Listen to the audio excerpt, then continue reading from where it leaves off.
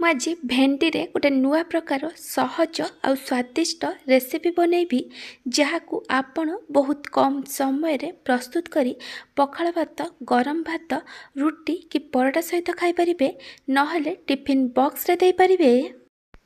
ନମସ୍କାର, ଟ୍ୱିଙ୍କଲ୍ କିଚେନ୍କୁ ଆପଣମାନଙ୍କୁ ସ୍ୱାଗତ। ଭେଣ୍ଡିର ଏହି ରେସିପି ପାଇଁ ମୁଁ ଏଠି 250 ଗ୍ରାମ ଭେଣ୍ଡି ନେଇଛି। ଭେଣ୍ଡିର କ୍ୱାଣ୍ଟିଟି ଆପଣ ଆପଣଙ୍କ ହିସାବରେ କମ୍ ବେଶୀ କରିପାରିବେ।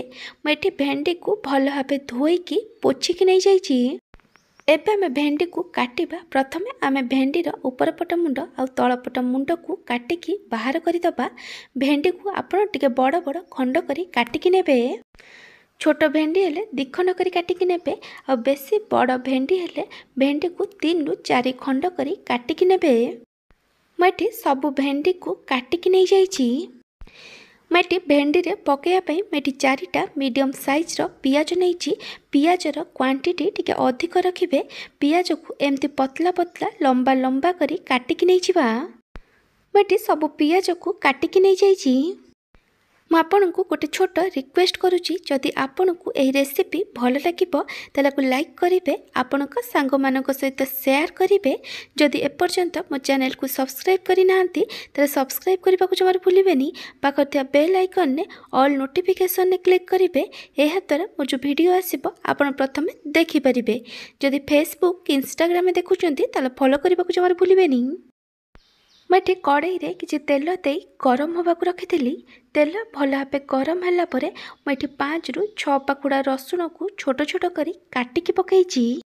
एबे आमे सबको भल भाव मिक्स करी आमे रसुण को लो फ्लेम रे 20 रु 30 सेकेंड पर्यंत भाजिबा।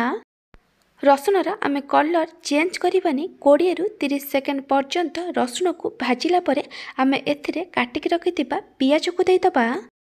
एबे आमे सबको भल भाव मिक्स करी पियाज को भाजिबा। पियाज को बेसी गोल्डन ब्राउन कलर करी भाजिबेनी। पियाज टिके सॉफ्ट है भाजी ही गला परे आमे एथिरे काटिकी रखिथिबा भेंडी को देइदबा। एबे आमे सबको भल भाव मिक्स करी पियाज और भेंडी को लो टू मीडियम फ्लेम रे 4 रु 5 मिनिट पर्यंत भाजिबा। जेमती भेंडी टिके सॉफ्ट है भाजी ही जिवो। भेंडी 40 रु 50% पर्यंत सिझी जिवो। आपण आकु कवर करिबेनी। 4 रु 5 मिनिट पर देखि पारथिबे पियाज एटी बढ़िया से लाइट गोल्डन ब्राउन कलर है भाजी ही जाइछि। सेथिपाई मु पियाज को मूलरू लाइट गोल्डन ब्राउन कलर करी भाजी नथिली, नहले पियाज एटी पोड़ी जाई थांता।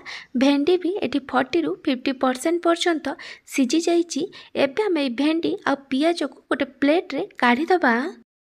भेंडी भाजी सारा पर जो तेल बड़ी जाइथिला मु से तेल रे ही ए तरकारी को बनाउची। आपण चाहिए आउ अधिक तेल देई परिबे।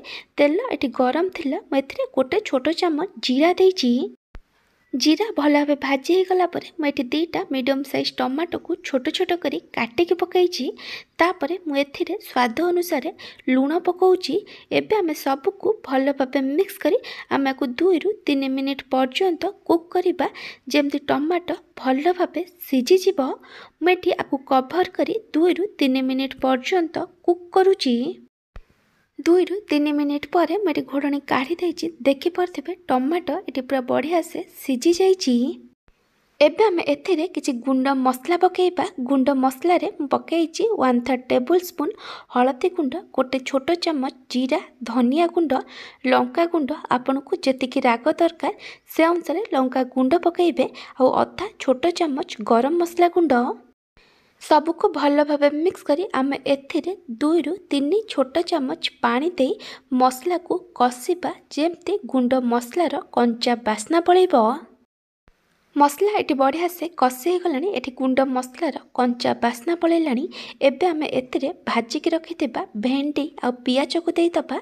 आ सबको भल भाव मिक्स करी मसला सहित भेंडी आ पियाज को 1 रु 2 मिनिट पर्यंत कषिबा।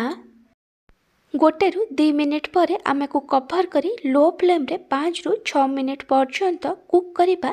जेमती भेंडी भल भाव सिझी जिवो। मझिरे मझिरे घोड़नी काढ़ी भेंडी को गोलौथिबे, नहले भेंडीर तलपट लगी पोड़ी जाई पारे।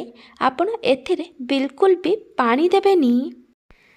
5 ରୁ 6 ମିନିଟ୍ ପରେ ମୁଁ ଏଠି ଘୋଡ଼ଣୀ କାଢ଼ି ଦେଇଛି। ଏବେ ଆମେ ସବୁକୁ ଆଉ ଥରେ ଭଲ ଭାବେ ମିକ୍ସ କରିଦେବା। ଭେଣ୍ଡି ଏଠି ପୁରା ବଢ଼ିଆ ସେ ସିଝି ଯାଇଛି। ଏବେ ଆମେ ଇଣ୍ଡକ୍ସନ୍ ବନ୍ଦ କରିଦେବା। ଆପଣ ଚାହିଁଲେ ଆ ଉପରେ କିଛି କାଟିକି ଧନିଆ ପତ୍ର ପକାଇ ପାରିବେ। ଏ ଭେଣ୍ଡି ପିଆଜ ମସଲା ଏଠି ରେଡ଼ି ହୋଇଯାଇଛି। ଏ ବନେଇବା ପାଇଁ ଯେତିକି ସହଜ, ଖାଇବା ପାଇଁ ସେତିକି ଟେଷ୍ଟି ମଧ୍ୟ। ଯଦି ଆପଣଙ୍କୁ ଭେଣ୍ଡିର ଏହି ରେସିପି ଭଲ ଲାଗିଥିବ ତାହେଲେ ଲାଇକ୍ କରିବେ, ଆପଣଙ୍କ ସାଙ୍ଗମାନଙ୍କ ସହିତ ସେୟାର କରିବେ। ଯଦି ଏପର୍ଯ୍ୟନ୍ତ ମୋ ଚ୍ୟାନେଲକୁ ସବସ୍କ୍ରାଇବ୍ କରିନାହାନ୍ତି ତାହେଲେ ସବସ୍କ୍ରାଇବ୍ କରିବାକୁ ଜମାରୁ ଭୁଲିବେନି। ପାଖରେ ଥିବା ବେଲ୍ ଆଇକନ୍ରେ ଅଲ୍ ନୋଟିଫିକେସନ୍ରେ କ୍ଲିକ୍ କରିବେ। ଏହାଦ୍ୱାରା ମୋ ଯେଉଁ ଭିଡ଼ିଓ ଆସିବ ଆପଣ ପ୍ରଥମେ ଦେଖିପାରିବେ। ଯଦି ଫେସବୁକ୍ ଇନଷ୍ଟାଗ୍ରାମରେ ଦେଖୁଛନ୍ତି ତାହେଲେ ଫଲୋ କରିବାକୁ ଜମାରୁ ଭୁଲିବେନି। Thank you for watching.